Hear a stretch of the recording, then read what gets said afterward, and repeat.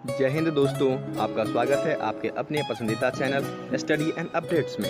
जय हिंद दोस्तों, मैं लोकेश तिवारी स्वागत करता हूं आपका अपने पसंदीदा चैनल स्टडी एंड अपडेट्स में। आज हम कंटिन्यू करने जा रहे हैं प्रैक्टिस सेट, किसके हम जीके करेंगे। पहले ये आपके हर एग्जाम में काम आएंगे, चाहे आपका कोई भी एग्जाम हो, सीआईएसएफ हो, सीआरपीएफ हो, हर तरह के एग्जाम में ये आपके क्वेश्चंस काम आएंगे। हमारी ये सीरीज चलेगी प्रैक्टिस सेट की, जिसमें हम 4 तरीके के आपके प्रैक्टिस सेट कराएंगे, जिसमें जीके, आपकी मैथ, हिंदी और रीजनिंग, ये चारों चीजें आपके इसमें इंक्लूड रहेंगी। इनके सेट्स बनेंगे आपके, तो वही हम कंटिन्यू करने जा रहे हैं। तो आज हम करने जा रहे हैं पहला सेट हमारा जीके का, ठीक है। तो ये स्टार्ट करते हैं। तो हमारा पहला क्वेश्चन है, व्हेन वाज महात्मा गांधी एसिसिनेटेड? महात्मा गांधी की हत्या कब हुई थी? तो महात्मा गांधी की हत्या आपकी हुई थी 30 जनवरी 1948 में, ठीक है। तो इसका आंसर है आपका बी, 30 जनवरी 1948। तो आप सबको पता है महात्मा गांधी का पूरा नाम मोहनदास करमचंद गांधी था। इनका जन्म 2 अक्टूबर 1869 में गुजरात के पोरबंदर में हुआ था, ठीक है। इनको महात्मा की उपाधि दी गई थी। इन्होंने हमारे भारत के स्वतंत्रता का जो हमारा कार्यकाल था उसमें बहुत अपना योगदान दिया था।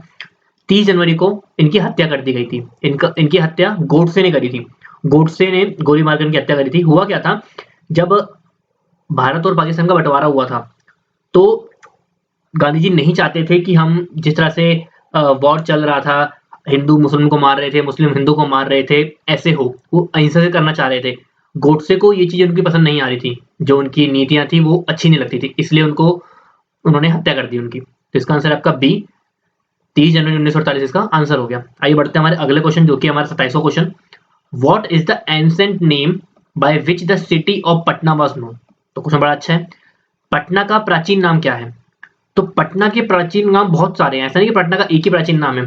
तो ऑप्शन के अकॉर्डिंग हमारा यहाँ तो है पाटलिपुत्र। बाकी अगर पटना के और भी बताऊं तो आप पाटलीग्राम, कुसुमपुर, अजीमाबाद, ये सारे पटना के पुराने नाम हैं। अगर बात करते हैं पाटलिपुत्र इतना फेमस क्यों है, मौर्य साम्राज्य के समय में एक one of the largest city थी पूरे वर्ल्ड की। कौन सी आपकी? पाटलिपुत्र। बहुत बड़ा ट्रेड होता था यहाँ से, बहुत बड़ा व्यापार होता था यहाँ से, तो इसलिए इसका नाम बहुत प्रचलित है। तो इसका आंसर क्या आपका सी, पाटलिपुत्र इसका आंसर हो गया। आइए बढ़ते हैं हमारा 28वां क्वेश्चन, जो कि हमारा अगला क्वेश्चन है। What is the chemical name of vinegar? सिरके का रासायनिक नाम क्या है? सिरका, तो सिरके का रासायनिक नाम है एसिटिक एसिड, ठीक है। एसिडिक अम्ल को बोलते हैं आपका विनेगर का केमिकल नेम है। इसका फॉर्मूले की बात करता हूं तो इसका फॉर्मूला होता है CH3COOH, ये इसका केमिकल फॉर्मूला है। एसिडिक एसिड बेसिकली क्या होता है, इसको आप एथेनोइक एसिड भी बोलते हो। कलरलेस होता है, कोई कलर नहीं होता, और एक ऑर्गेनिक कंपाउंड होता है, ठीक है, मतलब। तो इसका आंसर है आपका बी, एसिडिक एसिड इसका आंसर हो गया। आइए बढ़ते हैं हमारा 29वां क्वेश्चन, जो कि हमारा what is the meaning of slash and burn agriculture? काटो जलाओ कृषि का अर्थ क्या है? तो इसका मतलब है झूम कृषि। झूम कृषि को ही बोलते हैं आप स्लैश एंड बर्न एग्रीकल्चर। इसमें होता क्या है, जैसे जंगलों की बात करते हैं, जंगलों में जैसे आदिवासी पहले रहा करते थे, वो क्या करते थे, एक जमीन पर खेती कर रहे हैं, जब उनको दिखता था कि इसकी उर्वरक क्षमता खत्म हो गई है, तो वो क्या करते थे, उस जमीन को जला देते थे। उस पर जो चीजें पड़ी होती थी उसको जला देते थे, ताकि क्या होता है, उसकी राख से, जब मिट्टी में उसकी राख मिलती थी तो वो एक तरह से खाद का काम करती थी, उर्वरक, उसको दोबारा उपजाऊ बनाती थी। तो इसको बोलते हैं स्लैश एंड बर्न एग्रीकल्चर। तो इसका आंसर क्या है आपका डी, झूम कृषि इसका आंसर हो गया। बढ़ते हैं हमारा 30वां क्वेश्चन, जो कि हमारा which is the highest finance body for small scale industries? लघु उद्योगों के लिए उच्चतम वित्त निकाय कौन सा है? तो वो है आपका सिडबी। सिडबी की फुल फॉर्म क्या है? तो small industries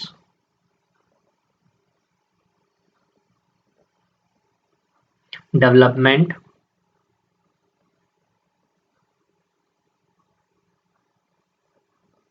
bank of India,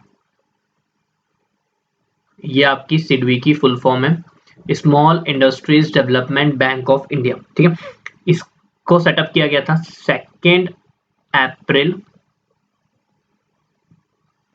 1990 में, इसकी स्थापना की गई थी। ये एक फाइनेंशियल इंस्टीट्यूशन है जो ये बढ़ावा देता है कि जो आपके छोटे उद्योग है, लघु उद्योग होते हैं, उनको कैसे बढ़ाया जाए, उनकी मदद करता है। तो इसका आंसर क्या आपका बी, सिडबी इसका आंसर हो गया। बढ़ते हमारा 31वां क्वेश्चन, जो कि हमारा when was the world trade organization form? WTO जिसको जानते हो, विश्व व्यापार संगठन का गठन कब हुआ था? इसका गठन हुआ था आपका 1995 में। तो अगर एग्जैक्ट डेट की बात करें तो 1 जनवरी 1995 में इसका गठन हुआ था। इसका जो हेडक्वार्टर है वो जेनेवा में है, जेनेवा माने स्विट्जरलैंड में है। इसका मेन काम है कि जो इंटरनेशनल ट्रेड होता है, जो अंतर्राष्ट्रीय व्यापार होता है, उसको रेगुलेट करना, वो चलाना, ठीक है। तो इसका आंसर क्या है आपका बी, WTO का आंसर हो गया। आइए बढ़ते हैं 32वां क्वेश्चन जो कि हमारा, which part of the body is affected by typhoid. Typhoid से शरीर का कौन सा भाग प्रभावित होता है? तो टाइफाइड से होता है आपका इंटेस्टाइन, आंत। वैसे अगर एग्जैक्ट आंसर बोला जाए तो वो है आपका बॉवेल्स। बॉवेल्स होते हैं वो ज्यादा सीधा इफेक्ट होते हैं, बट जो बॉवेल्स हैं वो स्मॉल इंटेस्टाइन से लेकर जो आपके एनल होते हैं वहां तक होते हैं, ठीक है। तो इसलिए इसका आंसर है स्मॉल इंटेस्टाइन यानी आंत। तो इसका आंसर क्या आपका बी। आइए बढ़ते हैं 33वां आंसर में जो कि हमारा इंडियन इकोनॉमी, भारतीय अर्थव्यवस्था कौन सी है हमारी? तो जो हमारी इंडियन इकोनॉमी है वो हमारी मिक्स्ड इकोनॉमी है, मिक्स्ड अर्थव्यवस्था है। देखिए सोशलिस्ट क्या है? जहां पे पूरा राज चलता है सरकार का। कैपिटलिस्ट क्या होती है? मतलब पूंजीवादी, जहां पे सारा राज चलता है प्राइवेट सेक्टर का। तो सोशलिस्ट माने पब्लिक सेक्टर यानी सरकार का राज, कैपिटलिस्ट सेक्टर माने प्राइवेट सेक्टर सारा पूंजीवादी वाला, और मिक्स मतलब दोनों का मिलकर। तो हमारी जो इंडियन इकोनॉमी है दोनों से मिलकर बनी है, इसलिए इसको हम बोलते हैं मिक्स्ड इकोनॉमी। इसका आंसर क्या आपका सी, सी इसका आंसर हो गया। आइए बढ़ते हैं हमारा 34th आंसर पे जो कि हमारा, brass is a composite product of which metal. पीतल किन धातुओं का मिश्रित उत्पाद है?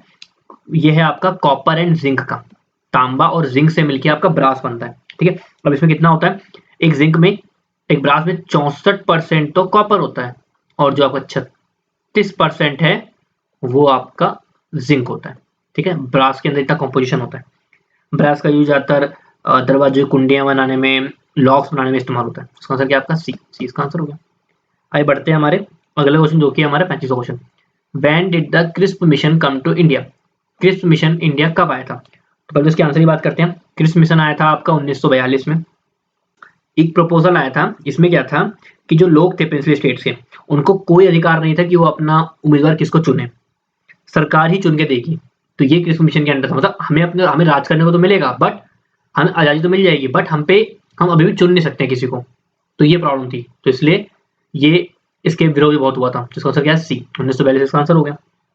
आइए बढ़ते हैं हमारे 36वां क्वेश्चन जो कि हमारा, what is the main function of RNA, ribonucleic acid. तो आरएनए का मुख्य कार्य क्या है? तो ये है आपका helping in protein synthesis, protein संश्लेषण में मदद करता है। होता क्या है, आरएनए का मेन फंक्शन ये होता है प्रोटीन्स को बनाना, ठीक है।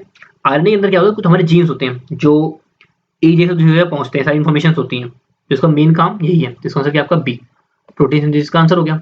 बढ़ते हैं हमारे 37वां क्वेश्चन जो कि हमारा, which of the following is the cause of permanent hardness of water.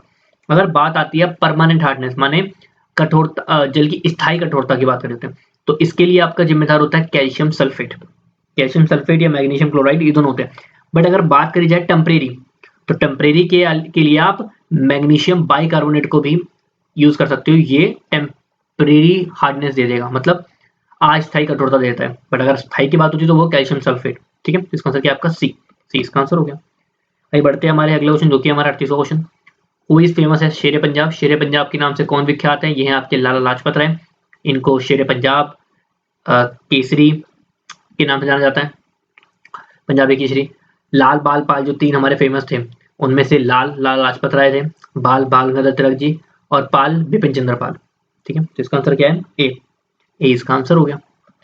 आइए बढ़ते हैं हमारे 39वां क्वेश्चन जो कि हमारा, which of the following is not a permanent member of the united nation organisation.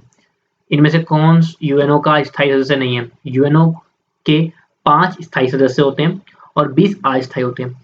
जो 5 आपके स्थायी हैं वो, एक तो यूएसए, दूसरा रशिया, तीसरा चाइना, चौथा आपका ब्रिटेन, और 5वां है फ्रांस। ये पांचों यूएनओ के परमानेंट मेंबर है जिनके पास वीटो पावर है, और 20 जो परमानेंट नहीं होते हैं, जो नॉन परमानेंट है, वो हर 2 साल पे चेंज होते हैं। तो साउथ अफ्रीका परमानेंट मेंबर नहीं है, तो इसका आंसर क्या है? सी, साउथ अफ्रीका इसका आंसर हो गया। आइए बढ़ते हैं हमारे 40वां क्वेश्चन जो कि हमारा, president of India has emergency power. किसी तरह की होती है इमरजेंसी पावर? उसके पास 3 तरह की इमरजेंसी पावर होती है हमारे राष्ट्रपति के पास। वो तीनों क्या है? वो तीनों आप ऐसे बोल सकते हो, पहली होती है आपकी नेशनल इमरजेंसी, ठीक है। पहली है आपकी नेशनल इमरजेंसी। प्रेसिडेंट को जब ये लगता है कि हमें किसी बाहरी किसी देश से खतरा है, कोई हम पे वॉर होने वाला है, या हमारे इंटरनल कोई फैक्टर काम नहीं कर रहे हैं, तो नेशनल इमरजेंसी लागू करी जा सकती है। दूसरी है कॉन्स्टिट्यूशनल इमरजेंसी, संवैधानिक इमरजेंसी। इसमें क्या होता है, जब गवर्नर, जैसे किसी स्टेट में जब हमारा कॉन्स्टिट्यूशन फेल कर जाता है, मतलब कॉन्स्टिट्यूशन बॉडी काम नहीं कर रही, लॉ के अकॉर्डिंग काम नहीं हो रहा, तो उस बेस पे जो प्रेसिडेंट है वो कॉन्स्टिट्यूशनल इमरजेंसी लगा सकते हैं। और तीसरी होती है फाइनेंशियल इमरजेंसी।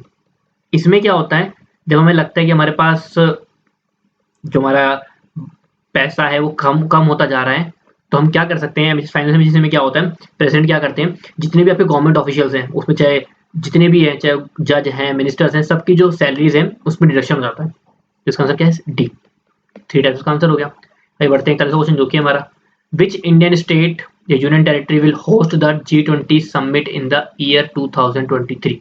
कौन सा भारतीय राज्य के शासित प्रदेश 2023 में G20 शिखर सम्मेलन की मेजबानी करेगा? तो वो है आपका जम्मू एंड कश्मीर। जम्मू एंड कश्मीर करेगा, ठीक है। G20 वैसे तो उसकी पहली समिट दिल्ली में होगी, बट उसके बाद जम्मू कश्मीर करेगा, प्रगति मैदान में होने वाली दिल्ली में। G20 क्या है, कुछ देशों का समूह है जिसकी मेजबानी भारत को अभी पिछले साल दिसंबर 2022 में मिली है, और हमें ये 1 साल तक रहेगी। तो इसमें कई सारी कंट्रीज मिलके आती हैं, तो कई चीज़ों पे डिस्कशन होता है, चाहे वो आपका टेररिज्म हो, फाइनेंशियल हो, इकोनॉमिकल हो, हर तरीके की चीज़ों पर डिस्कशन होता है। तो इसका आंसर क्या है आपका बी, जम्मू एंड कश्मीर इसका आंसर हो गया। बढ़ते हैं 42वां क्वेश्चन, जो कि हमारा in what other form is the land factor known.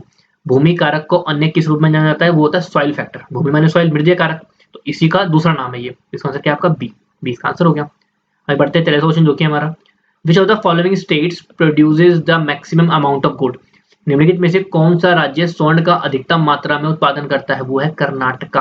Karnataka अकेला ही ऐसा राज्य है हमारे पूरे भारत में जो 80% गोल्ड देता है। पूरे इंडिया का 80% कर्नाटका ही प्रोड्यूस करता है। इसमें जो हमारी कोलार गोल्ड फील्ड्स हैं, लार्जेस्ट गोल्ड माइन है पूरे इंडिया की, जो कोलार में है।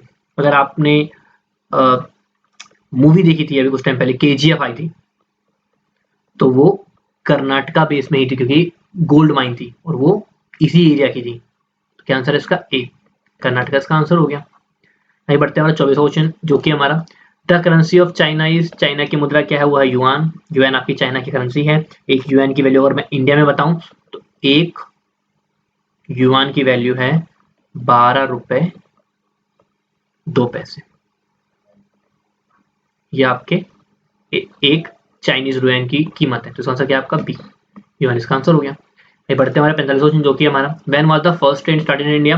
फर्स्ट ट्रेन आपकी स्टार्ट हुई थी 1853 में, और कब हुई थी एग्जैक्ट डेट, 16 अप्रैल 1853 में आपकी पहली ट्रेन चली थी बॉम्बे के बोरी बंदर से थाने तक। तो क्या आंसर इसका ए, 18 का आंसर हो गया। आगे बढ़ते हैं हमारा 46वां क्वेश्चन, जो कि हमारा the number of members nominated by the president to the Rajya Sabha is. राष्ट्रपति द्वारा राज्यसभा के लिए मनोनीत किए गए सदस्यों की संख्या कितनी होती है? तो पहले तो मैं आपको बताता हूँ राज्यसभा और लोकसभा क्या होता है। इसमें बहुत कंफ्यूजन होता है और बहुत क्वेश्चन आते हैं, हर बार एक नया क्वेश्चन पूछा जाता है। तो हम दोनों को समझते हैं आज कि लोकसभा क्या है और राज्यसभा क्या है, ठीक है। लोकसभा को आप लोअर हाउस भी बोलते हो, ठीक है, और राज्यसभा को आप अपर हाउस बोलते हो। तो पहले तो ये याद रखना हमेशा। लोकसभा के जो मेंबर्स होते हैं, जिनको मेंबर ऑफ पार्लियामेंट बोलते हैं, दोनों को मेंबर ऑफ पार्लियामेंट ही बोलते हैं। तो लोकसभा के जो MP होते हैं उनको आप लोग वोट देके चुनते हैं, हम लोग वोट देते हैं। जैसे कि हमारे हर 5 साल में MPs का इलेक्शन होता है हमारे इंडिया में, लोकसभा का इलेक्शन होता है, जिसके बेस पे हम प्राइम मिनिस्टर चुनते हैं हमारे लिए। तो आप जो वोट दे रहे हो वो आप जो आपका ये लोकसभा है उसके मेंबर्स के लिए देते हो, ठीक है, पहली चीज। अब अगर बात करते हो राज्यसभा की, तो राज्यसभा में क्या होता है, राज्यसभा में आप लोगों को डायरेक्टली नहीं चुनते हो, राज्यसभा में हम इनडायरेक्टली चुनते हैं। मतलब हमने जिनको चुना हुआ है वो वोट देते हैं राज्यसभा के मेंबर को चुनने के लिए। राज्यसभा में आपके जो MPs होते हैं वो कुछ स्टेट्स को रिप्रेजेंट करते हैं, यूनियन टेरिटरीज को रिप्रेजेंट करते हैं, और कुछ को प्रेसिडेंट अपॉइंट करते हैं वेरियस फील्ड से, जैसे आर्ट से, सोशल कल्चर से, एंटरटेनमेंट से, स्पोर्ट्स से, उनको चुनते हैं। तो ये आपका राज्यसभा है। अब बात करते हैं मेंबर्स की। तो राज्यसभा में जो टोटल स्ट्रेंथ है वो 250 तक हो सकती है। अभी करंट स्ट्रेंथ 245 की है, ठीक है, और लोकसभा की करंट स्ट्रेंथ 545 की है। राज्यसभा में 245 मैंने बोला करंट स्ट्रेंथ है। तो अब इसमें से कितने मेंबर को राज्य प्रेसिडेंट नॉमिनेट कर सकते हैं? तो वो होते हैं 12 मेंबर्स को। किस किस फील्ड से? आर्ट से, लिटरेचर से, साइंस से, सोशल सर्विस से, स्पोर्ट्स से, इन लोगों को चुना जा सकता है। तो इसका आंसर क्या है आपका डी, 12 इसका आंसर हो गया। आइए बढ़ते हैं हमारे 47 क्वेश्चन, जो कि हमारा which was the major polluter responsible for the Bhopal gas tragedy. कौन भोपाल गैस त्रासदी के लिए उत्तरदायी प्रमुख प्रदूषक कौन सा था? भोपाल गैस ट्रेजेडी इतनी पुरानी है, कब हुई थी ये पता होना चाहिए। 3 दिसंबर 1984, सबसे दर्दनाक दिन, क्योंकि इस दिन भोपाल गैस ट्रेजेडी हुई थी। उसमें हुआ क्या था, आपका जो मिथाइल आइसोसिनेट है, जो का मिथाइल आइसोसिनेट है, ये बहुत जहरीली गैस है। जैसे ही ये ऑक्सीजन या वाटर के मिश्रण में बनती है तो इतनी जहरीली बन जाती है कि ये किसी को नहीं छोड़ेगी। ये वो गैस है। हुआ क्या था उस रात में कि कहीं से लीकेज हो रही थी और ये जिस पाइप से जा रही थी, जहां से लीक कर रहा था, उसके नीचे ही एक पानी की पाइप थी। जैसे जैसे ये गैस निकली, ये उस पानी के साथ जैसे ही रिएक्ट कर गई तो इसने पूरे में फैलना स्टार्ट कर दिया। और जैसे इसने पूरे में फैला तो इसने वहां पे जितने उस पूरे रेडियस में जितने लोग थे, बहुत लोग मारे गए। लगभग आपके 3 से 4 हजार लोग मारे गए थे और बहुत सारे इंजर्ड हुए थे, जिसका असर आप आज भी देख सकते हो। आज भी वहां के लोगों में बहुत सारी प्रॉब्लम्स हैं, जो उसी की बीमारी अभी तक वहां ठीक नहीं हुई है। तो इसका आंसर क्या है आपका ए, मिथाइल आइसोसिनेट इसका आंसर हो गया। आइए बढ़ते हैं हमारा 48 क्वेश्चन, जो कि हमारा what is the part of the computer that designs, writes and maintains program. Computer का वह भाग जो प्रोग्राम डिजाइन करता है, लिखता है और मेंटेन करता है, उसको आप प्रोग्रामर बोलते हो। प्रोग्रामर वो पर्सन होता है जो आपके कंप्यूटर को चलाने के लिए प्रोग्राम लिखता है कि कैसे वो वर्क करेगा, कैसे वो काम करेगा, उसको बोलते हैं प्रोग्रामर। इसका आंसर क्या आपका डी। आइए बढ़ते हैं और 49वां क्वेश्चन, जो कि हमारा which scientist discovered the cell. सबसे अच्छा क्वेश्चन है, सेल को लेकर हमेशा पूछा जाता है। कोशिका की खोज किस वैज्ञानिक ने करी थी? वो थी रॉबर्ट हुक ने। कब करी थी? 1665 में। 1665 में रॉबर्ट हुक ने कोशिका की खोज करी थी। तो इसका आंसर क्या आपका ए, रॉबर्ट हुक इसका आंसर हो गया। आइए बढ़ते हैं हमारा 50वां क्वेश्चन, जो कि हमारा आखिरी क्वेश्चन है। The continent without desert is. रेगिस्तान रहित महाद्वीप कौन सा? ऐसा कौन सा महाद्वीप है जो जिसमें रेगिस्तान नहीं है? आपको पता है हमारे टोटल 7 कॉन्टिनेंट है, ठीक है। सातों के नाम आपको पता होने चाहिए। पहला आपका है एशिया, दूसरा है आपका यूरोप, तीसरा है आपका अफ्रीका, चौथा है आपका साउथ अमेरिका, पांचवा है आपका नॉर्थ अमेरिका, छठा है आपका ऑस्ट्रेलिया और सातवां है आपका अंटार्कटिका। तो ये आपके 7 हैं जो हमारे यहाँ टोटल कॉन्टिनेंट है। अब क्वेश्चन ये आता है कि इनमें से ऐसा कौन सा कॉन्टिनेंट है जिसमें रेगिस्तान नहीं है? तो वो है आपका यूरोप। यूरोप ऐसा कॉन्टिनेंट है जिसमें कोई भी रेगिस्तान नहीं। तो आंसर क्या आपका बी, बी इसका आंसर हो गया। तो यहाँ हमारा जीके का पहला सेट खत्म होता है। आपके लिए एक क्वेश्चन है, ऐसा होमवर्क क्वेश्चन है जिसको आपका आंसर मुझे कमेंट करके बताना है। तो क्वेश्चन है हमारे पास, who was the founder editor of the famous newspaper Kesari during the national struggle. राष्ट्रीय संघर्ष के दौरान प्रसिद्ध समाचार पत्र केसरी के संस्थापक संपादक कौन थे? पहला ऑप्शन महात्मा गांधी, दूसरा ऑप्शन जवाहरलाल नेहरू, तीसरा ऑप्शन लोकमान्य तिलक, चौथा ऑप्शन मोहम्मद इकबाल। तो इसका आंसर आपको मुझे कमेंट करके बताना है। आपको कोई भी दिक्कत आई हो आप कमेंट करके पूछ सकते हैं। तो मिलते हैं आपसे अगली क्लास में, तब तक के लिए नमस्कार।